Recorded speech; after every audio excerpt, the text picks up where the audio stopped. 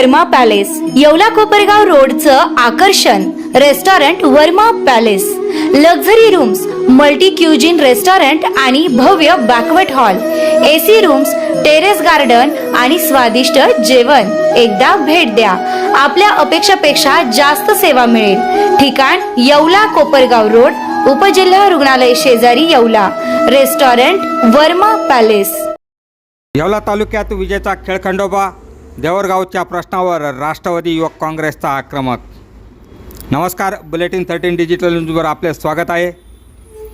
येवला तालुक्यातील ग्रामीण भागातील रात्रीचे लोड शेडिंग त्वरित बंद करा आणि मौजे देवरगाव येथील रखडलेली 24 तास गावठाण फिडर योजना तातडीने पूर्ण करा, अन्यथा 14 ऑगस्ट 2026 पासून प्रांताधिकारी कार्यालयासमोर आमरण उपोषणाचा इशारा राष्ट्रवादी युवक काँग्रेस शरदचंद्र पक्ष यांच्या वतीने देण्यात आला आहे. यावेळी जिल्हाध्यक्ष राष्ट्रवादी युवक काँग्रेस ॲडव्होकेट शाहू शिंदे, तालुका अध्यक्ष राष्ट्रवादी युवक काँग्रेस किरण ठाकरे, शहराध्यक्ष योगेश सोनवणे, प्रताप पाचपुते, संजय सालमुठे, ज्ञानेश्वर गोराडे, राहुल ठाकरे, सुनील गावाने आणि देवरगावचे ग्रामस्थ मोठ्या संख्येने उपस्थित होते. बुलेटिन 13 डिजिटल न्यूजसाठी विलास कांबळे, येवला.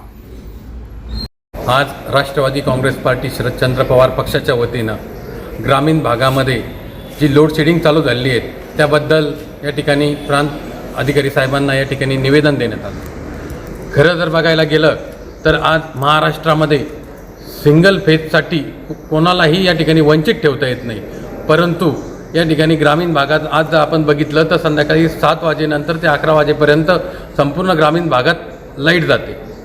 हा लोड शेडिंगचा भार हा केवळ ग्रामीण भागातल्या जनतेवरती का, तुम्ही औद्योगिक क्षेत्रावरती देखील करू शकतात. ग्रामीण भागात राहणार लोक राहत नाहीत का, परंतु हा या प्रकारे ग्रामीण भागातल्या जनतेला कुठेतरी त्रस्त करण्याचं या ठिकाणी प्रकार चालू आहे. आपण जर तसं बघायला गेलो तर एकीकडे आपण महाराष्ट्र विकासाच्या गप्पा मारायच्यात, मोठमोठे विकासाचे आश्वासनं या ठिकाणी द्यायचे, परंतु जी मूलभूत गरज विजेची आहे त्या ठिकाणी या ठिकाणी ग्रामीण जनतेला आपण वंचित ठेवायचं हे कितपत योग्य आहे. अशा प्रकारचा जाब या ठिकाणी आम्ही प्रांताधिकारी साहेबांना विचारायला गेलो होतो. आज आपण जर बघितलं तर दिवसभर शेतकरी या ठिकाणी ग्रामीण भागातला शेती करून संध्याकाळच्या वेळेस आपल्या घरी जातो. घरी गेल्यानंतर त्याचे मुलं असतील, स्वयंपाक करायचा असतो, ज्या महिला भगिनी असतील स्वयंपाक करायचा असतो, मुलांना अभ्यास करायचा असतो, परंतु त्यावेळेस आज या ठिकाणी त्या ग्रामीण भागातील लोकांना वाडी वस्तीवरती आज लाईट नसते.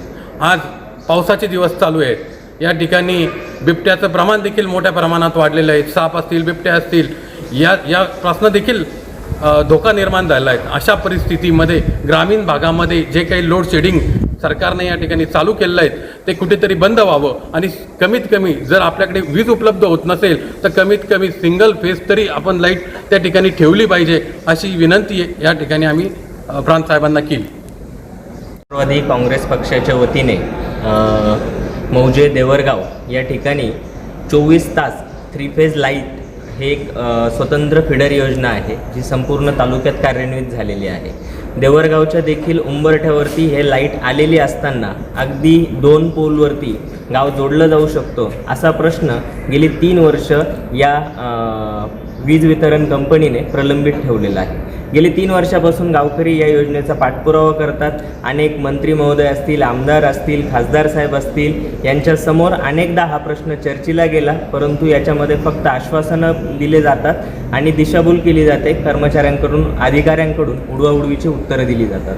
परंतु ज्या प्रकारे अधिकारी उडवाउडवीची उत्तरं देतात किंवा ते फिरवतात, मग ते कोणाच्या दबावाखाली करतात का, याच्यामागे काही वेगळे काही कारणं आहे का, याचाही संशोधन करणं खरं तो संशोधनाचा भाग आहे. परंतु आपण या सगळ्यामध्ये न जाता हक्क मागणं आणि लढणं हे आमच्या रक्तात आहे आणि त्याच्यासाठी आम्ही लढणार आहोत.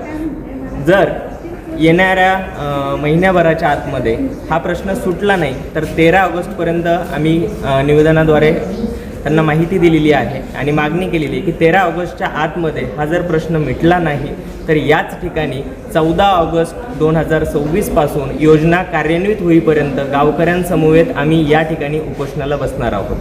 आणि आत्ताच प्रांताधिकारी साहेबांसोबत सकारात्मक चर्चा झाली.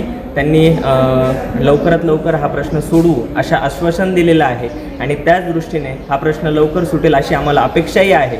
परंतु न सुटल्यास 13 ऑगस्टपर्यंत आम्ही 14 ऑगस्टपासून इथे उपोषणाला आमरण उपोषणाला बसणार आहोत.